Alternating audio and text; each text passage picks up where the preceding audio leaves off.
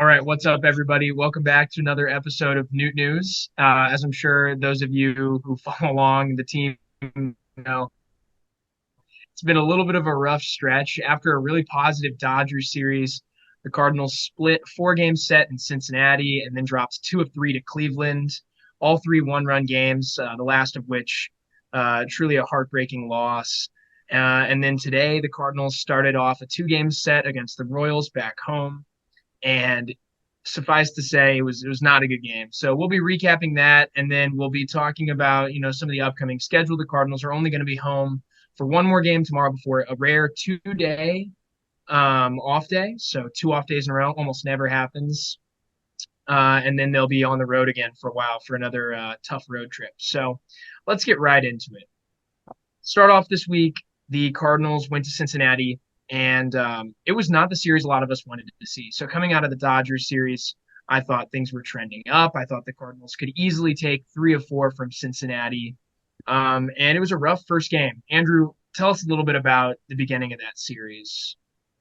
Yeah, so we go into Cincinnati, drop the first game 6-5 in extras. Mhm. Helsley goes one and a third, and the Manfred man, he scores. So unearned run for Helsley, but still not what you want to see in the first game. Had lots of opportunities to score, had lots of runners on, and just didn't execute at the end of the day. Then we go game two, win the game 8-5. Pretty solid from the offense. The pitching was okay. Wainwright has not looked as good as he has been in the last 2 or so years, but I mean, hopefully he'll rebound. Today's start was a little bit better. Not good on the offensive side, but I think Wainwright has been receiving a lot of hate from the Cardinal fans that I think is unwarranted. We'll get into that later on. And then the Reds take game three, 10-3. Steven Matz is now in the bullpen. Thank And I goodness. think his start on Wednesday was pretty indicative of why um, can't be allowing 10 runs to the Reds, especially 4 runs in the first inning. 4 innings pitched, 11 hits, 6 earned runs, and 2 walks is just not what you want out of your biggest free agent starter signing in the last, 5 years? I don't know. And then we salvage the split on Thursday with a 2-1 win. The offense has been kind of slumping recently. I think part of that is because we're playing 19 games in a row. Tomorrow's the last game of that stretch, and then we have 2 days off. I don't know why they didn't just put that other day off, like within those 19 games. Didn't make a lot of sense to me. I can't remember another time where a team's ever gotten 2 days off that wasn't in the playoffs. So I don't know what your Yeah, the take on that schedulers seem is. to have it out for us. I mean, it's just awful. I don't understand. After that tough series with the Reds, like I said earlier, the Cardinals went to Cleveland. They continued that Ohio road trip. And Gravy, what did you see in that series? So starting off in Cleveland on Friday, it was another close game. Shane Bieber pitched in that game and kind of worked us for a long time, and then we lost the game.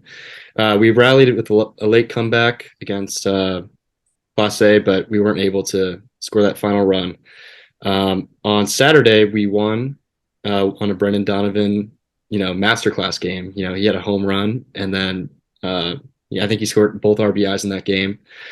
But then Saturday, we lost the game. We had a lead, I think, for most of the game, 3-2, and then Helsley walked two straight guys on 8 balls and lost the game barely in the ninth. So I think the main problem in the past couple series have been runners in scoring position. We've had plenty of opportunities, but haven't been able to cash in on many of them. So I think our offense is going to benefit greatly from the two off days on Wednesday and Thursday coming up, and hopefully that'll allow our guys to get some rest that they need. Yeah, the struggles in big situations were particularly apparent in the Cleveland series. Looking at the numbers, correct me if I'm wrong, viewers, but I believe the Cardinals went 1 for 15 with runners in scoring position in that series. So it's not like you didn't have chances. Cardinals went 1 for 7 in game one and then 0 for 4 in games two and three. So they had plenty of opportunities to cash in with runners on base. What's even more frustrating is I believe the Cardinals hit 4 home runs in the series, and I don't think Cleveland hit a single one. So the Cardinals had the big hits come. The big hits just didn't come in the big situations, right? I mean, the seventh inning of game two was particularly rough. The Cardinals loaded the bases with nobody out in a day where they'd only managed one base hit to that point. Karinchak came in and was just awful. Walked the first three batters he saw. He comes out, and then the Cardinals can't score. And it really has been like that lately.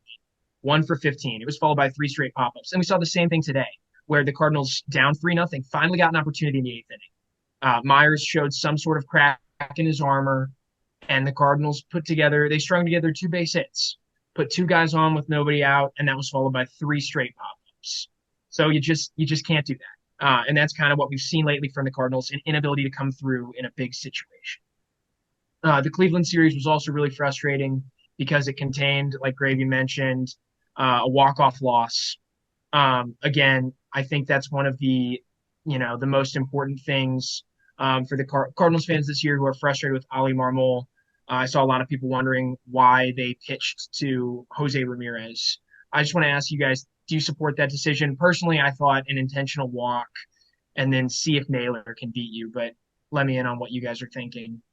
Yeah, I was looking up and down the Guardians lineup yesterday, and one thing of note was that out of their 9 hitters in their lineup, the only hitter with an OPS over 700 was Jose Ramirez. So the rest of that lineup is not threatening at all. I think you got Josh Bell hitting cleanup, who we hear are not huge fans of Josh Bell, but that's a different story. But if you can work your way around Jose Ramirez, I know you're loading the bases, but no one else in that lineup is really a threat. You have to make them beat you. Maybe not intentionally walking Jose Ramirez, but throwing him not strikes, throwing him some breaking balls in the dirt, see if he'll chase a few, and then getting him to a more favorable count is even better than what happened yesterday. So, yeah, definitely not the best choice. Yeah, I mean, in that game, I think he was either over 3 or over 4. So, in that small sample size of that game, he was not doing well. I thought it was okay to pitch to him. I thought Helsley could have burned him with those 103-mile-per-hour fastballs, but just didn't work out for us. And he shouldn't have walked those 2 batters before that. That's the main thing. You can't have 8 straight balls to 2 guys before Jose Ramirez. That's just not going to work. Yeah, I'll agree with that. I mean, walking Miles Straw, someone who doesn't have a home run in his last, 700 at bats, I mean, that's not great. You don't want to do that. So, yeah, that was pretty tough to see. Really don't want, your star closer like Ryan Helsley to throw nine straight balls at one point. But even so, I'm with Andrew on this one. You look through that lineup, and there's only one guy that can really beat you. And so you just can't lose to him. I'd much rather see Naylor get lucky and find something weird than have Jose Ramirez double off the wall. I mean, it's exactly what you can't do when you play the Guardians. But yeah, so that was a very, very frustrating series. Again, the Cardinals lost 2 more one-run games. It's been a theme this year. Another close loss this week, as we talked a little bit about earlier, but I want to touch on more, was the 6-5 loss to Cincinnati in extras to start off the week. So for those of you who watched the game, little-known Cardinal Trace Barrera entered as a defensive replacement for Andrew Kisner, I believe. And he let a ball that shouldn't have gotten by get by to move the runner over to third, and then that runner scored on a sac fly. Why Trace Barrera is on the roster right now makes no sense to me. I'm really confused. So does anyone want to talk about that? Just another puzzling decision as to why Trace Barrera is on the roster, and more importantly, why the hell he was in the game. So Ivan Herrera, I believe, is hitting to like a 950 OPS in AAA. Yeah. So I think management wants to protect Barrera a little bit. And in that game, Willson Contreras was the DH, right? Is that correct? Yeah. Okay. So in that situation, I definitely would have lost the DH, put the pitcher in the lineup, especially when you're approaching extra innings, because you still have a couple more bench bats left. and not use Barrera in the catcher position. And that at that point, I don't think he's gotten any reps at catcher recently at all. So you just can't have him in the game. If they're trying to protect Herrera, that's fine, but send Barrera down, DFA him or whatever, and call up someone else who's going to be more useful to this team. Barrera, I believe, is like 0 for 10, has played like 2 innings of catcher. One of them was in that game to Milwaukee where we won by like 17 runs. So he really doesn't, he's not playing a role on this team. I mean, even call up Taylor Motter. He's been hitting better than Barrera, so I don't really know what we're doing here. I never really understand why the Cardinals want to carry a third catcher. It made even less sense with Yachty. So I get, you don't have an everyday catcher right now because they are committed to some sort of timeshare back behind the plate. But I still don't understand. Like Andrew said, he just doesn't contribute to the team right now. And I understand not wanting Herrera up yet. If he's hitting well in AAA, just let him have his time down. Let him develop more. I get it. You don't want him up here where he's not going to get opportunities. But Herrera contributes absolutely nothing to this roster. At least Motter has some sort of positional flexibility. I don't. And there's another opportunity there. There's Lucan Baker. There's Moises Gonzalez. Like we could just have that extra roster spot is very important, and we could have some flexibility with that. So I think sending Barrera down or DFAing him is the move there. The Lucan Baker play is really interesting. So he hasn't been added to the 40-man from what I know, right? And so obviously you'd have to go through that, but DFAing Barrera would open that spot up. I think with Baker, they're just worried about losing him now. But I don't know. That doesn't make a lot of sense to me because they haven't really valued him very highly in the past. They've left him exposed to Rule 5 drafts. So I don't really get it. I think that's a great call by you, Gravy. I think it'd be okay to pull Baker up. If he hits really well, fantastic. And if not, risk it because a lot of people don't really see him as a long-term major league solution anyway because of big holes in his swing. Yeah, I mean, additionally too, like Lucan Baker has looked incredible recently. He had a broken bat home run in the minors, I think, last week. So he's a big guy, and I think he can really contribute to this offense. Yeah, another thing to note, we might be seeing some more roster moves coming up because Lars Nootbaar had a pretty scary looking injury today in center field. I think it was diagnosed as back spasms, but it looked like something with his leg could have also been wrong. That's really bad now. We've lost Tyler O'Neill and Dylan Carlson to injury.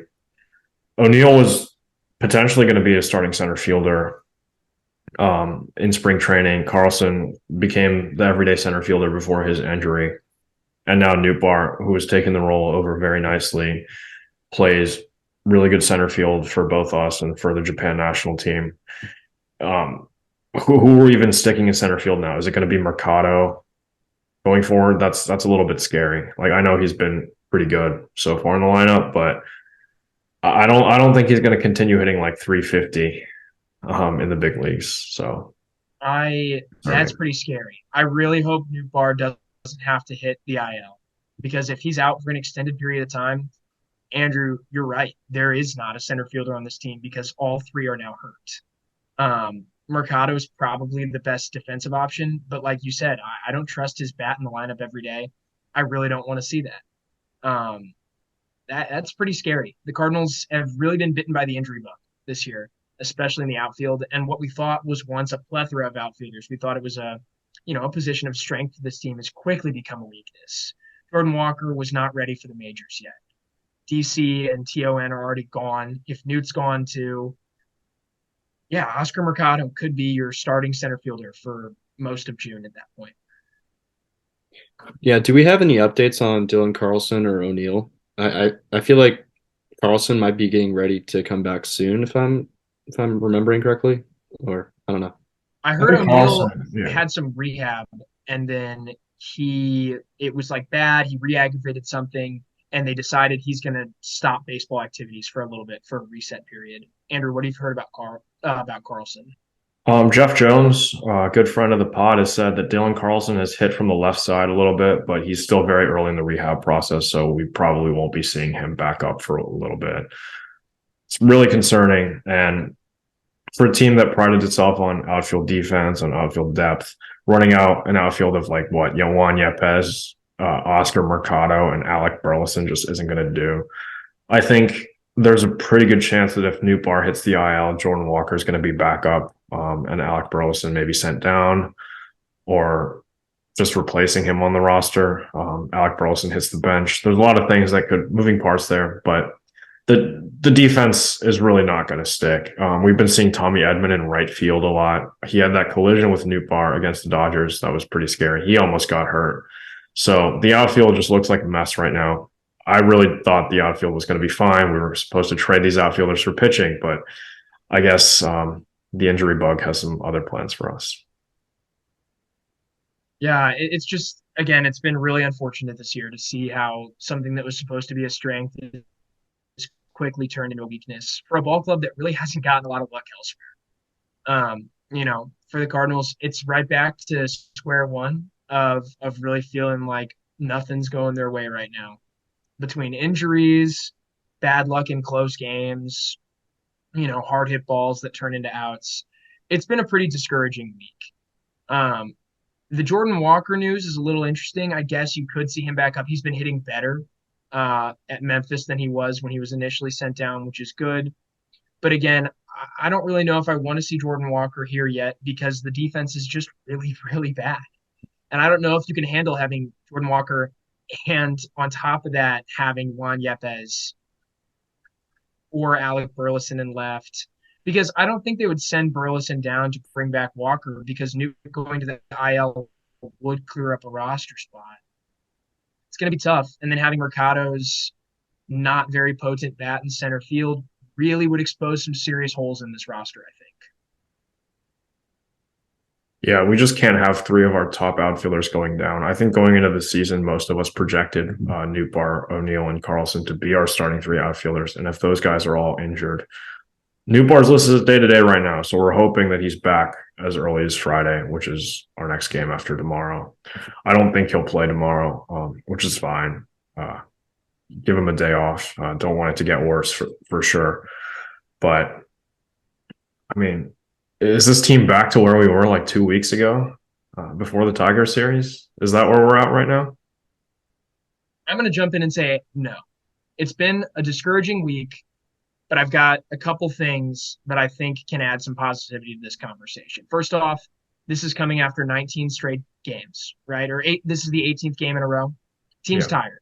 Contreras is 0 for his last, or he was 0 for 27 before he got that base hit in the 8th today. Arenado had been on a cold streak. Gorm's gotten a little colder. Oldie has been tearing the cover off the ball as usual, but turning a lot of those into outs.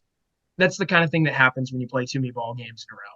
The off days are going to be really good. Team's going to be able to reset. And then secondly, the state of our competition. Even with all of the bad things that have happened to the Cardinals this year, they're less than 5 games out of the playoff spot in the division and in the wild card. And if you look at the Brewers right now, that is not a contending ball club. The Brewers have a run differential that's worse than the Cardinals by a lot. Very, very bad. The Brewers signed Julio Teheran the other day and then started him that very same day. Man had not pitched since 2021, and he had only thrown 1 start since the shortened pandemic season. That's not a contending ball club. I think the Cardinals are actually the favorite in this division if I had to bet right now. Yeah, and honestly, like the Cardinals are only 5.5 back in the Central, but I mean, every single team in the Central has either had a 5-5 record in the last 10 games or a 4-6 record. Like, I mean, the division is just wide open right now. And while we do have the worst record in the National League right now, we are only 4.5 games back of the wild card. So like, there's still a lot of moving parts there, and we could easily make a run, if not after the All-Star break. I think we have a chance to get back to at least 500 before the All-Star break, but our best baseball, as we've seen in the past, is usually in the second half. So we'll have to wait and see with that. For sure. I do think, though, there's plenty of reason for optimism. I think the Cardinals still have the best roster in the NL Central. Like we've seen, not everything's going to plan this year, but it's not going to plan elsewhere, and it seems to be worse elsewhere in a lot of ways. The Brewers are really lucky to be where they are right now. They, again, have a terrible, terrible run differential, well below 0. And the Cardinals are positive. The Cardinals have scored a lot of runs, and they haven't given up nearly as many runs as some other teams. They've had a lot of bad luck, and again, I expect that to recede. I've said 60 games, and we're close to game 60, but we look a lot better than we did at the end of April. I just think that we're still the best team in the Central, and I think the Cardinals are probably the odds-on favorites still. Remember, the Brewers are plugging Julio Teheran into a rotation that was supposed to be really good.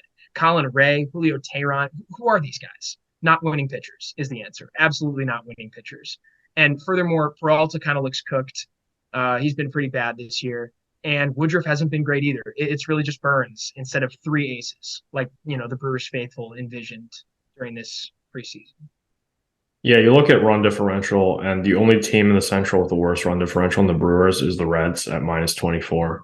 Yeah. We did split a series with the Reds. I think we always tend to have some struggles when we head to Cincinnati. Wainwright never pitches well there, but we did win that game, thankfully.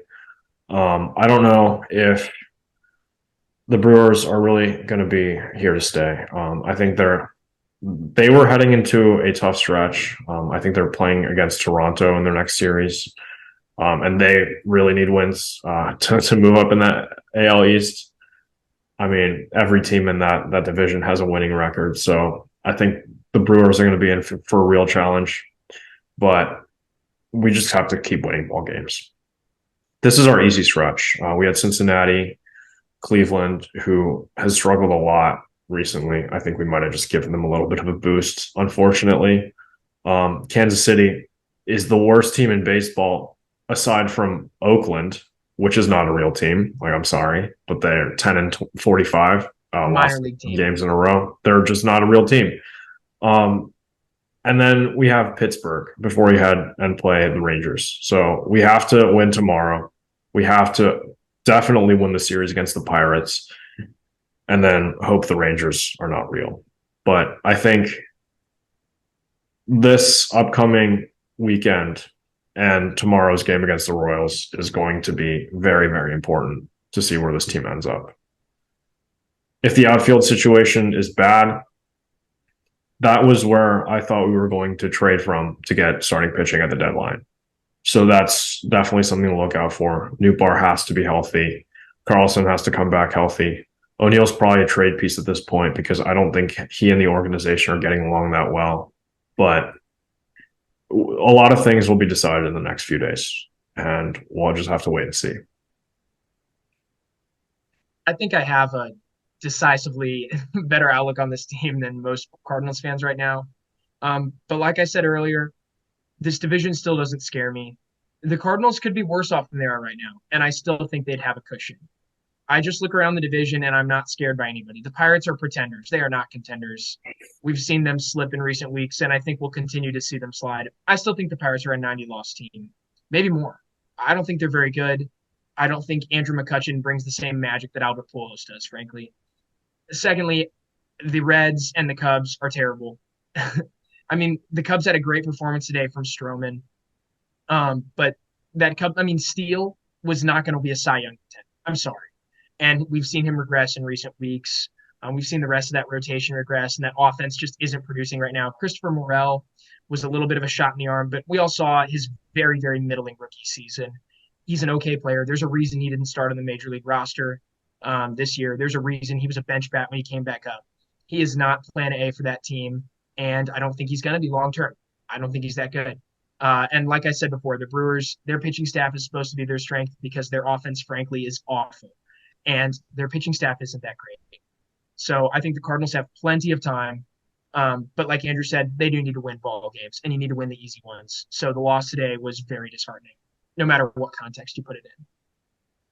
Yeah, and here's a little fun stat about the Brewers last series against the Giants. So they lost 3 of 4 to the Giants, and they were outscored 28-9 in that series, which is ridiculous. And they only won the last game 7-5. So, I mean, the Brewers pitching rotation is not doing great, obviously, and their bullpen isn't great. So that's something to look as a bright side as well. Absolutely. One thing I want to know that's scary. Is the 2022 season. I think around the trade deadline, the Cardinals were like 3 games back. That was the funny tweet that was going around. and finished the season 7 games ahead of the Brewers. So that's like a 10-game jump, and the trade deadline is in July. So like the end of July. So you're seeing that the Cardinals can make up 10 games in July. Today is May 29th, and we're 4.5 games back, 5 games back of the Brewers for the Central Division title. We're in last place. Yeah. That's because the Reds and the Pirates have overperformed a little bit. That's fine. But the main competition in this division is the Brewers, who have not shown a commitment to winning in the past few years. I'm not going to say that the Cardinals have necessarily shown the commitment to winning. Like, they haven't added anything like near what the Padres or the Phillies, who are also struggling, are doing. But there's definitely still hope in the season. We're just not really seeing it this week. But hopefully, we'll be fine after this weekend. Yeah, I mean, I still think the talent has to show through at some point. Arenado has been so up and down, but he's a great hitter. He's not just a good hitter, he's a great hitter who's seriously on some kind of Cooperstown track. And I think that's going to show through. Goldie's been awesome this year, and he's actually underperformed his expected stats. Gorman's been awesome this year, and he's not overperforming either. I think this talent's going to show through. Michaelis has pitched really, really well since a rough start. Monty has been incredibly unlucky on the mound. Those two aren't exactly, ace 1A types, but they're 1B types who can really lead a decent rotation. With Matz out of the rotation and a very, very talented Liberatore up, he's looked very good in his limited outings. The bullpen thing was stupid. I don't know why he was in the pen that day. But aside from that, he's looked great since he got to come back up. He's throwing 98. That's great velocity coming from the left side. I really do think this team has all of the tools to win, and I think it's very unlikely that they don't. So, again, very, very positive long-term outlook, but short-term, it's still frustrating.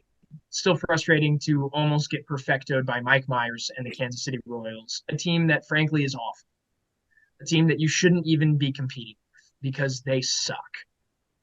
But today wasn't the Cardinals' day. Like Andrew said, just got to win ball games. Hopefully they can win tomorrow, go into this 2-game off stretch with a little bit of happiness, and then emerge better.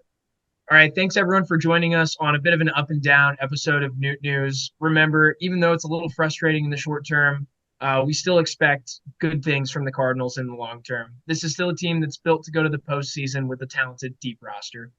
Hey, we just want to let you know, please check out our merch. We've got some awesome stuff. Andrew's been designing some really great shirts. Hopefully you'll see us around the ballpark at some point, repping the Newt News logo. And then we've also got some new stuff up there as well, some Gorman-themed shirts. One is still pending approval to be sold, but we've got another one that's really great. So please go check that out. You can find links in the description and then also on our social media accounts as well. Don't forget to like, share, subscribe, comment. Give us all your questions. We're hoping to meet up with Jeff Jones again soon. Wanted to plug that as well. Please send all sorts of questions so we can ask him what you're thinking. We can get back to you as soon as possible. All right. Thanks, everybody. Have a great day. Go Cards.